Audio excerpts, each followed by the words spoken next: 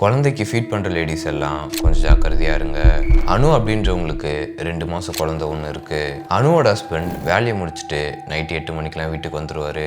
அன்னைக்கு நைட் அவருக்கு வேலை அதிகமாக இருந்ததுனால அவர் வீட்டுக்கு வர்றதுக்கு லேட் ஆகியிருக்கு. டைம் ஒரு 1:30 மணி இருக்கும். அனு பெட்டில் படுத்து தூங்கிட்டு இருக்காங்க. அப்போ திடீர்னு அனுவோட பேரை சொல்லி அவங்க ஹஸ்பண்ட் கூப்பிடுற மாதிரி இவங்களுக்கு கேட்குது. இவங்களும் தூக்கத்திலிருந்து எழுந்து ஜன்னல் வழியா வெளியே பார்க்குறாங்க. அப்படி பார்க்கும்போது வீட்டுக்கு வெளியே அனுவோட ஹஸ்பண்ட் மூஞ்சி கழுவிட்டு இருக்காரு. அனுவை பார்த்து, சாரிமா ரொம்ப லேட் ஆயிருச்சு, நான் மூஞ்சி கழுவிட்டு இருக்கேன், டவல் எடுத்துட்டு கொஞ்சம் வெளியே வாயேன் அப்படின்னு கூப்பிடுறாரு. அதுக்கு அனு என்ன சொல்றாங்கன்னா, இல்லைங்க எனக்கு ரொம்ப டயர்டா இருக்கு, நீங்களே உள்ள வந்து எடுத்துக்கோங்க அப்படின்னு சொல்றாங்க. இல்லம்மா நான் ஷூலாம் கழட்டிட்டு உள்ள வரணும், கோச்சிக்காம நீயே டவல் எடுத்துட்டு வெளியே வாயேன் அப்படின்னு சொல்றாரு. சரி ஓகேங்க நானே எடுத்துட்டு வரேன் அப்படின்னு சொல்லிட்டு எழுந்துக்கிறதுக்காக திரும்புறாங்க. அப்படி திரும்பும்போது அனுவோட ஹஸ்பண்ட் அவங்களுக்கு பக்கத்துலேயே தான் படுத்துக்கிட்டு இருக்காரு. ஆக்சுவலாக அனுவோட ஹஸ்பண்ட் 12 மணிக்கெலாம் வீட்டுக்கு வந்துட்டு அனுவை எழுப்பி டிஸ்டர்ப் பண்ண வேணாம்னு நினச்சி அவங்கள எழுப்பாமலேயே படுத்து தூங்கிடுறாரு. இந்த டைமில் அனுவுக்கு என்ன நடக்குதுன்னே புரியலை.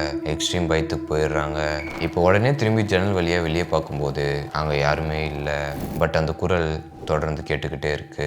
நான் உன்னை கூப்பிட்டுட்டே இருக்கேன்ல, டவல் எடுத்துட்டு வெளியே வா, நான் சொல்றது கேட்க மாட்டியா, சீக்கிரம் வெளியே வா. பட் அனு இதை எதையுமே கண்டுக்காம கண்ணை மூடி தூங்கிடுறாங்க. அடுத்த நாள் காலையில் எழுந்ததும் அவங்க ஹஸ்பண்ட் கிட்ட நடந்த இந்த விஷயம் எல்லாத்தையும் சொல்கிறாங்க.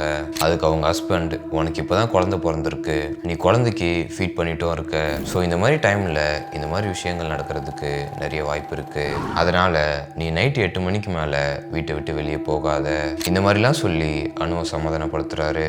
ஸோ இப்போ நீங்கள் சொல்லுங்கள், அதாவது இந்த ப்ரெக்னெண்ட்டாக இருக்கிற பெண்கள் அப்புறம் ஃபீட் பண்ணிக்கிட்டு இருக்கிற பெண்களுடைய கண்களுக்கெல்லாம் பேய் தெரியும்னு சொல்கிறாங்களே, அதை நீங்கள் நம்புறீங்களா? கமெண்ட்ல சொல்லிருங்க. அண்ட் இது நம்ம ஃபாலோவர்ஸ் சொன்ன ஸ்டோரி தான். இதே மாதிரி ஹாரர் இன்சிடென்ட் எதனா உங்களுடைய லைஃப் நடந்திருந்தா என்கிட்ட ஷேர் பண்ணிக்கோங்க. தென் இதே மாதிரி நிறைய ஹாரர் ஃபீலிங்ஸ் எக்ஸ்பீரியன்ஸ் பண்ணணும்னு நினச்சிங்கன்னா மறக்காம ஃபாலோ பண்ணிக்கோங்க.